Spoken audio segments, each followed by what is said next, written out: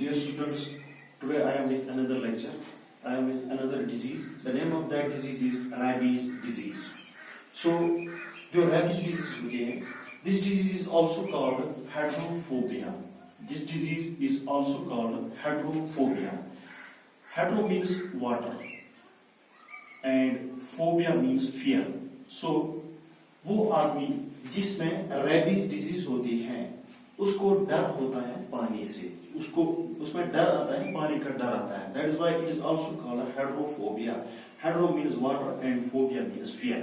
So rabies disease is also called hydrophobia. Number one. And this rabies disease, it is a viral disease which is caused by a virus, rabies virus. The name of that virus which causes this rabies disease is rabies virus. And this rabies virus belongs to the family Rhabdovirus. This is the family of virus to which this rabies virus belongs. So, this rabies disease, it is a viral disease which is caused by a virus. The name of the virus is rabies virus, which belongs to the family Rhabdovirus. And it is a fatal disease. Fatal means जानलेवा. This rabies disease, it is a fatal disease.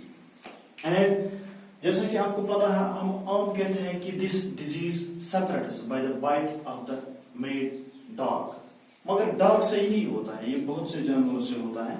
This disease spreads by the bite of the rabbit, dog, cat, monkey, bat, rabbit, etc. These are the various animals through which this disease spreads. So the various animals are dog, cat, monkey, bat, rabbit, etc. But this is the most one which spreads this disease. So ये जो rabies disease होती है, ये सिर्फ dog से नहीं फैलते एक जगह से दूसरी जगह, बल्कि this disease spreads by the various animals. The various animals are dog, which are mostly pet animals. Dog, cat, monkey, bat, rabbit, and etc. These are the various animals which spreads this disease. And its incubation period means जब ये inter होता है हमारी body में, तो वहां से लेकर सिम्टम्स अपीयर हो लेता है. तो that period is called incubation period. Its incubation period is 20 days से लेकर 60 days तक. This incubation period is from 20 days to 60 days. Now how this disease enters into the human or other animals. First, जो ये rabies virus होता है, इसका काम होता है, it always and always tries to live in the saliva of the animal. जो ये dog होता है या monkey या कोई भी animal, जो rabbit animals होते हैं, जो इस disease को separate करते हैं, ये जो rabies virus होता है, ये हमेशा और हमेशा इनके saliva में रहता है. Mostly it lives in the saliva of the animal. तो पहले ये क्या करता है, जो इसकी प्रोग्रेस होती है, इसमें हम देखेंगे ये कैसे क्या ये इंसान की बॉडी में ये बीमारी फैलती है. First, this rabbit dog bytes the man. तो जो ये रैबिट डॉग होता है, ये बाइट करता है और किसी भी टिश्यू को ये बाइट करता है. इंसान के किसी भी टिश्यू, मान लीजिए लेग या आर्म में किसी भी आर्म को इसने बाइट किया, and he introduces his saliva here. तो ये अपना सलाइवा वहां पर छोड़ता है और इस सलाइवा में होता है रैबीज वायरस. तो जो ये सलाइवा इसने इस इंसान में डाला, इस किसी ऑर्गन में डाला, और वहां पर जो ये सलाइवा डाला इसने, इस सलाइवा में होता है रैबीज वायरस. तो ये रैबीज वायरस फर्स्ट इसका काम होता है, it divides, it multiplies, it increases it's number. ये मल्टीप्लाई करता है और अपना नंबर ये इंक्रीज करता है. उसके बाद मल्टीप्लाई होने के बाद ये सेपरेट होता है, ये फैलता है हमारी बॉडी में through the nerve cells. Nerve cells से ये आगे ऊपर जाता है. तो it reaches into the central nerve system. अगर आप देखोगे central nerve system, it is the main part, controlling part of our body. Central nerve system में आता है brain and spinal cord. Brain जो हमारे हेड पे होता है, spinal cord on the back of our body. तो the way to the brain and spinal cord is only and only through the nerve cells. Nerve cells जो होते हैं, यही एक रास्ता है स्पाइनल कॉर्ड और ब्रेन तक पहुंचने का. तो ये जब मल्टीप्लाई होता है and then separates by the nerve cells and reach to the central nerve system. तो जब ये सेंट्रल नर्वस सिस्टम में पहुंचता है तो it shows flu like symptoms.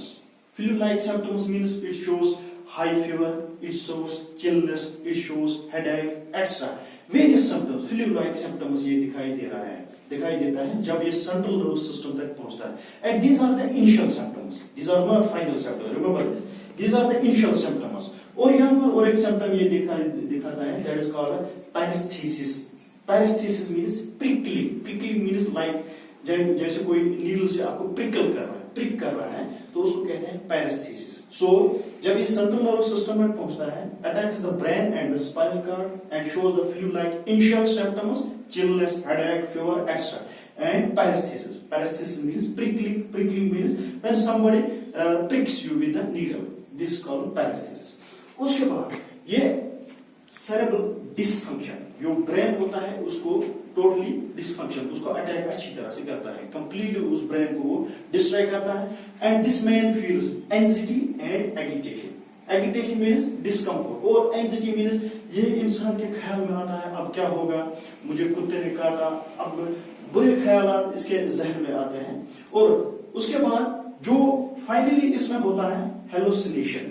Hallucination means feeling that things which are not actually happening. For example ये सोचता है इस कुत्ते ने मुझे काटा, अब मुझे इस तरह बीमारी होगी, अब मुझे इस तरह होगा. That is called hallucination. मान लीजिए आप मेंटल डिस्कम्फर्ट इसमें आता है. और उसमें आता है हेड्रोफोबिया. वाटर से ये बहुत डरता है, जो मैंने आपको पहले बताया. That is why this disease is called also hydrophobia और फोटोफोबिया. लाइट से भी ये डरता है. यहाँ पर एक पॉइंट आप याद रखना, these are the final symptoms, hallucination, hydrophobia and photophobia, and these are the initial symptoms. तो जब ये डॉक्टर के पास जाता है, फिर ये रेबीज पेशेंट, यहाँ पर एक पॉइंट आप याद रखना. फॉर एग्जांपल किसी आदमी को कुत्ते ने काटा, अगर वो कुत्ता उसके काटने के बाद जल्दी मर गया, अगर वो कुत्ता जल्दी मर गया तो दैट मीन्स जो वो कुत्ता होता है उसमें ये सिम्टम्स होते हैं, उसमें ये फाइनल स्टेज होते हैं रेबीज के. तो दैट मीन्स जो जिस कुत्ते ने इसको काट लिया, इसको डंग लिया, इसको अटैक किया इस इंसान को, तो उसने इसमें रेबीज वायरस डाल दिया. और रेबीज वायरस जो होता है वो फाइनल स्टेज में पहुंच गया था इस कुत्ते में. तो that is also dangerous for that man. अगर जब कुत्ते ने किसी इंसान को काट लिया तो उसके बाद ही वो मर गया, जल्दी मर गया, 1-2 दिन तक ही मर गया, तो दैट मीन्स जो वो कुत्ता था उसमें रेबीज डिजीज फाइनल स्टेज तक पहुंच गई थी. और उस कुत्ते ने जब इंसान को काट लिया तो उसने जो रेबीज इस इंसान में डाल दिया, दैट इज डेंजरस वन. और अगर कुत्ते ने इंसान को काट लिया, उसके बाद वो कुत्ता जिंदा रह गया 10 दिन तक, 15 दिन तक, तो दैट मीन्स उसमें ये सिम्टम्स होते हैं उस कुत्ते में तब तक. तो इनिशियल स्टेज होता है उस कुत्ते में. तो जब ये इस सिम्टम्स के कुत्ता काटता है किसी इंसान को, तो that is not dangerous as compare to this one. सो क्या होता है, तो पहले ये बाइट करता है, ये डॉग, इन्फेक्टेड डॉग बाइट करता है, किसी टिश्यू को अटैक करता है, ऑर्गन को अटैक करता है, तो अपना सलाइवा ये डालता है उस ऑर्गन में. And in that organ this saliva which contains rabies virus multiplies, increases their number, and its main target is first to reach the central nervous system, and it reaches to the central nervous system by the nervous cells, because these are the gateways to reach the nervous system. और central nervous system के बाद जब ये पहुंचता है तो ये flu like symptoms दिखाई देता है और पैरेस्थीसिस दिखाई देता है. Paresthesia means prickling. And then it shows cerebral dysfunction. जो ब्रेन होता है वो फंक्शन करना छोड़ देता है, वो डिस्कम्फर्ट होता है. उसके बाद फाइनल सिम्टम्स जो इसमें आता है, that is hallucination, hydrophobia, photophobia, and इसमें होता है स्लाइवेशन, मोर स्लाइवेशन इस इंसान में. ये भी इसका एक मेन सिम्टम होता है. Now how can we treat with it? यहाँ पर एक ट्रीटमेंट है, that is called Pasteur's treatment. Pasteur's treatment जो होता है that was given by Louis Pasteur. Louis Pasteur ने ये दिया था. लुइस पास्चर, इसमें हम क्या करते हैं, we gives 14 vaccines are given to the infected man. उस इंसान को 14 वैक्सीन्स लगाते हैं. इस रेबीज एंटी रेबीज वैक्सीन्स हम इस इंसान में डालते हैं, इंजेक्ट करते हैं. 14 vaccines are given in the Pasteur's treatment which was given by Louis Pasteur. और अगर आज हम देखेंगे currently for your anti-rabies, anti means against this rabies virus, against this disease, Currently 5 anti-rabies vaccines are prescribed and the intervals are कितने दिनों के बाद ये 5 इंजेक्शंस आज करते हैं किसी भी इंसान में जब जो ये काटता है जब कुत्ता वगैरह तो at the intervals of 0, 3, 7, 14, 30 days of the dog bite. मान लीजिए किसी को कुत्ते ने आज काटा तो पहला 0 उस वक्त इसको ये इंजेक्शन लगाना पड़ता है उसके बाद 3 डेज के बाद फिर 7th डे फिर 14th डे फिर 30th day of the dog bite. तो इस तरह ये रेबीज वायरस जो है that is the fatal disease, that is the dangerous disease. So this is all for rabies disease. Now another disease that is hepatitis disease, which is also called jaundice. Some ways it is also called jaundice. So जो ये hepatitis disease होती है, it is a disease of liver.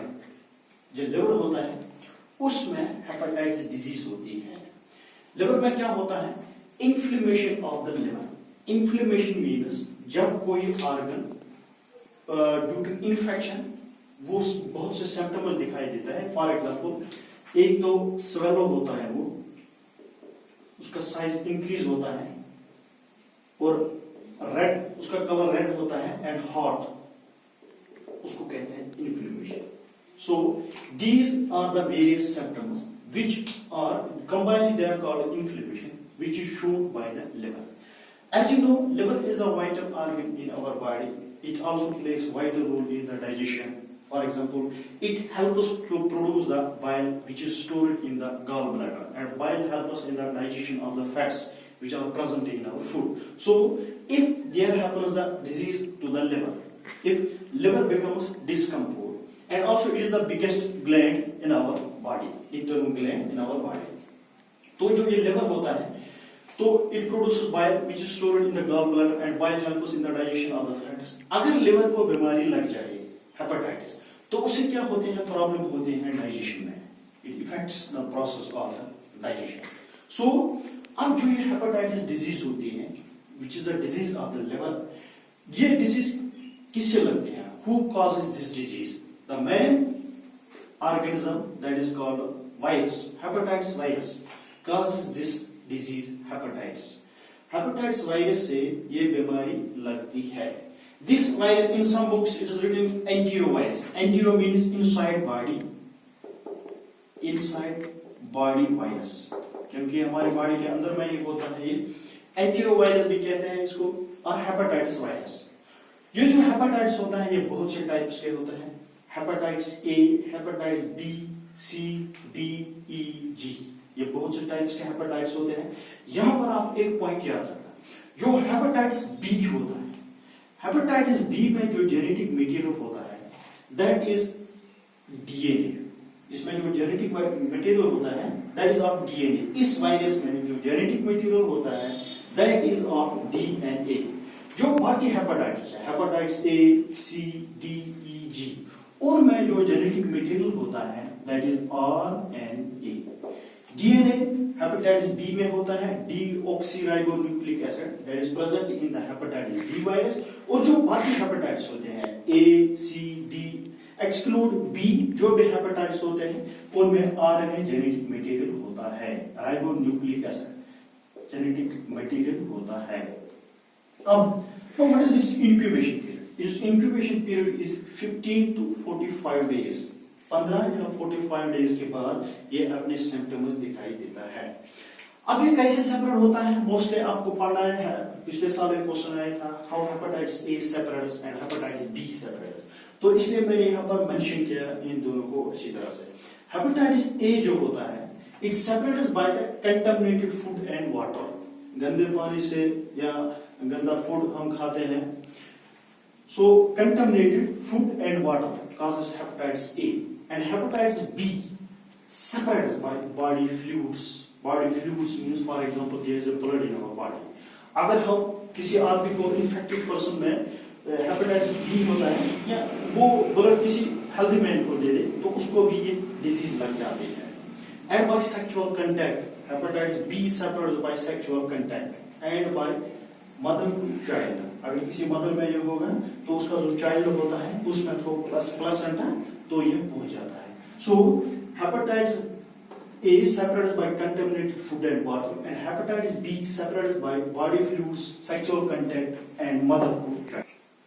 So जो ये hepatitis होता है ये बहुत से टाइप्स के होता है, hepatitis A, hepatitis B, hepatitis C, D, इन सबों में जेनेटिक मटेरियल होता है। हेपेटाइटिस बी में जो जेनेटिक मटेरियल होता है that is of DNA, and hepatitis A and other hepatitis exclude B except B, इनमें जो जेनेटिक मटेरियल होता है दैट इज ऑफ आरएनए। और यहाँ पर एक पॉइंट आप याद रखना, out of all these types of hepatitis, hepatitis B is the most dangerous. Hepatitis B जो होता है that is most dangerous and wide spread, dangerous and wide spread, ज्यादा यही फैलता है hepatitis B. Now what are the various symptoms of this disease, hepatitis disease? The main symptom of this disease is jaundice. Jaundice जो होता है उसमें क्या होता है, जो वेस्ट प्रोडक्ट स्टोर होता है उसका कलर पेल आता है, एंड डार्क यूरिन उसमें होता है। तो this is the main symptom. Also जो इसका लिवर होता है its size increases, it enlarges. उसके बाद increase के बाद ये consist means it shrinks, its size shrinks. इस तरह होता है इसमें। For example, if this is the liver, which is the biggest gland in our body, तो लिवर में जब हेपेटाइटिस डिजीज होती है तो पहले enlarge होता है, इसका size increase होता है, and then it congests, इस तरह इसमें होता है, इस तरह, तो its size decreases, small size becomes. So and happens problem in the digestion. और इसमें क्या होता है, फीवर होता है, इसमें vomiting, pain in the muscles और एपिगैस्ट्रिक डिस्कम्फर्ट, ये अपने आप को डिस्कम्फर्ट महसूस करता है। और जो इसका स्प्लीन होता है, spleen is the vital organ of our lymphatic system. Spleen जो होता है it lies on the left side of our abdomen, ये ऑलमोस्ट स्टोमक के लेफ्ट साइड, नीचे लेफ्ट साइड में होता है। It is also called graveyard of red blood cells. उसका साइज जो होता है दैट ऑल्सो इंक्रीज, स्प्लीन का साइज भी इंक्रीज होता है। So these are the various symptoms of this hepatitis disease. So dear students, that is all for today. Inshallah, we will meet again on Thursday. Till then, Khuda Hafiz.